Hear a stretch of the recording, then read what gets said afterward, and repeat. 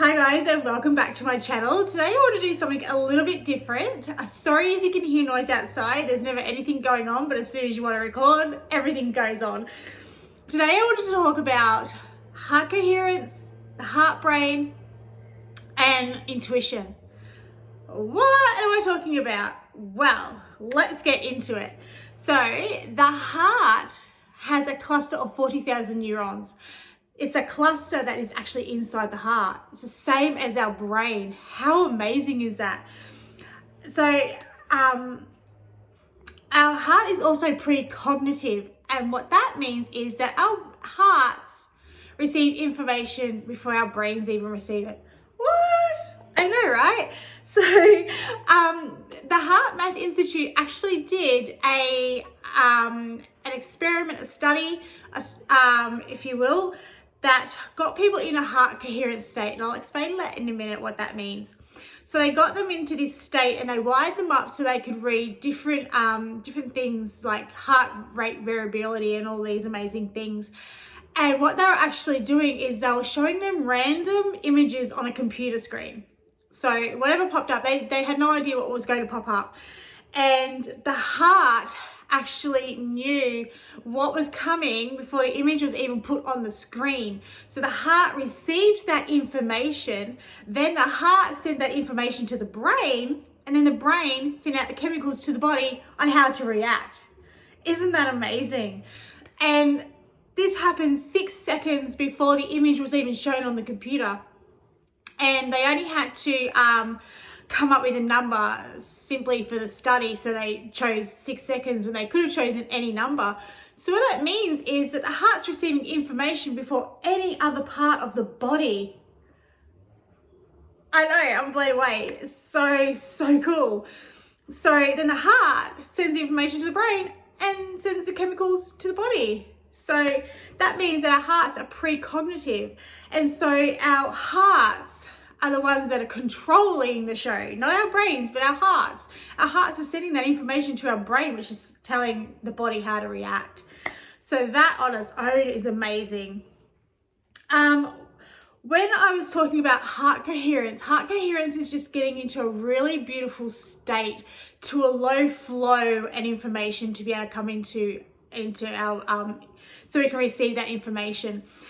And we can do that by simply slowing down, getting out of that flight and fight situation. Because when we're in that restricted flight and fight, we can't react, we can't think, we can't function properly because we're coming from that fear state.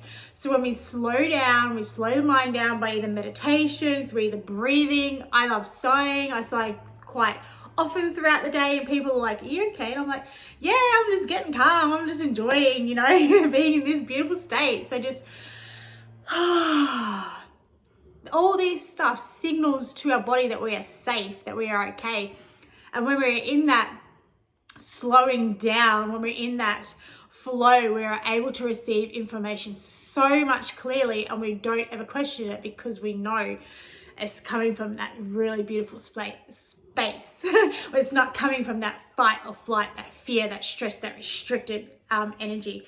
So heart coherence is just, we can just calm our bodies down, think of beautiful pictures. So when we can just sit here with our hands on our heart, just deep breathing, and just bringing up beautiful images that make you really happy, and really focusing on those images. And for me, it's the beach, it's happy times with my children, it's enjoying life, and you just bring those images up and you just allow them to take over your whole body and just light it up. So that's what heart coherence is. And all this intertwines with each other. Heart, brain, heart coherence, intuition, all of this. And as we all know, we are all energy. We're energy and motion. We are all energy and motion, basically. And we also have this thing called the torus field. Now, what a torus field is the shape of movement that our molecules are making around our bodies. And our heart has a huge torus field because of all the electric activity that's going on in our hearts, because we are electromagnetic beings. So our heart has a huge torus field. and this phone has one, my body has one, my heart has one, the earth has one, the planet, everything has one, the universe has a torus field as well. So what that means is we are all fields within fields within fields, because we're all this energy intertwining with each other. So it fields within fields within fields. And this is how we can access information. So now I'm going to talk about local and non-local intuition. There's actually three forms of intuition, but I'm going to talk about these two main ones today. So local intuition is innate within everybody. It's a biological innate gut instinct that life protecting life. You know something's going to happen, so you automatically react. You get up and you go, like if a child's in danger, you just know all of a sudden to go and grab that child. Or if it's just that life protecting life, you know when to get up and when you know when to move. The heart math calls it energetic sensitivity. So what that means is, if I'm just reading a few key notes here, just making sure I get all so you guys can understand it so much easier. So energetic sensitivity is basically, because we all have our own fields, we have that torus field, we have that our own energetic field. When we go into a room, we can instantly feel the energy that's in that room, whether it's good, whether it's bad, whether it's stale. We can feel that energy because of that, because of everybody's energy field. So we instantly know when we walk into that room and it's just not feeling good. It's us picking up signals from those people around us. So that's local. We can pick up the energy, the feelings, whatever it is from those people around us. That's why when you go to a supermarket as well, there's so many different energy fields, and sometimes it's very, very overwhelming. And we need to learn how we can move through that a lot easier because of those energy fields. There's always going to be a mixture of different energies. So that's local, is picking up the energy around us. And we also have something that is called implicit knowledge. Implicit knowledge simply means that information that's just been stored away. We can't hold everything in the front here of our minds all the time. So things that we don't need, we just store away for when we do need it. So say your friend needs to change a tire and you haven't changed a tire in years, but all of a sudden you're like, yes, I know how to change a tire. My dad told me 20 years ago how to change a tire. I can show you how to change that tire, and you have no idea where it's come from, but it's just all of a sudden, the moment you need that knowledge, the knowledge is there. That's implicit knowledge, just knowledge that's stored away for when you need it. It's quite amazing. So implicit knowledge, yeah, it's just information that's stored away and we bring it up at the right time that we need it. How amazing is that? So we don't actually lose anything, we just store it away. And now I want to talk about non-local intuition. This is amazing, non-local intuition. Also local intuition, we all have non-local intuition. Einstein calls spooky access at a distance. Okay, so what that means is that with non-local, it's something that we all have, but not all of us are going to choose to use it. It's like learning a language.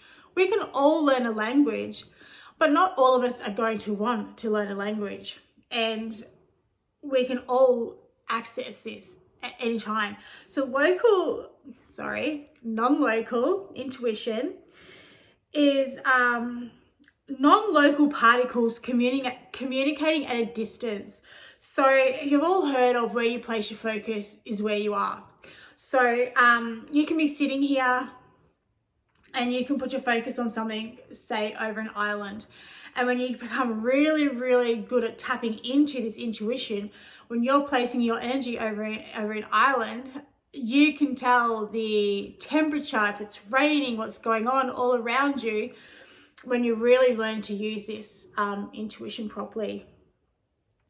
So non-local is a sense of something that can't be explained. You know it, but you can't explain it. It's it's just intuition that's within all of us. So when we learn to use it, we can tap into ourselves and we can receive information from anywhere, any universe, any version of ourselves, and we can really access that information. Because of that fields within fields within fields, when we put our focus on something, we can tap into that non-local intuition. We don't know where it comes from, we just know it's there. Non-local is amazing. Non-local, when you are really learning to use it properly, you don't need anything outside of yourself, because everything is already inside of you. You have everything that you need already inside of yourself. So when you learn to tap into that, when you quieten the mind, when you slow down, you get out of that fight and flight situation, and you really calm yourself down, you can tap into your own intuition, and you know exactly what you need, you know exactly what your clients need, without even being near your client. Because as I said, where you've placed your energy is where you are. So tapping into that non-local, you're receiving information from any time, any space, any version.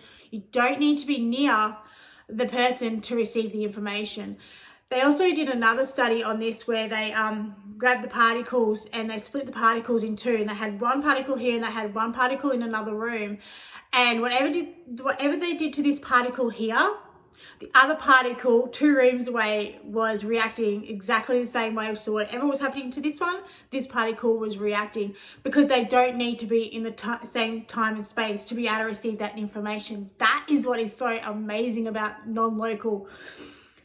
We can tap into any information whenever we need it. As I said, we don't know where it's coming from, but we're receiving that information because we're slowing everything down. So there's no time or space or anything. So that is what I wanted to talk about today. I hope it all made sense to you. So local is just gut instinct. We're receiving information from around us, from close proximity. Non-local is information received from distances, from different times and spaces. It's when we tap into it ourselves, we know the answers that we need because it's already inside of us. It's just learning to use that muscle, strengthening that muscle to be able to have it work for us. And as I said, our heart is precognitive, which means our heart is reacting before any other part of our body, which is how this all works together. So yeah, I hope you really enjoyed this as much as I did. I loved explaining it to you, and if you'd love to know any more, please let me know. And until later, have a beautiful, beautiful day. Stay divine, and I'll talk to you later. Bye.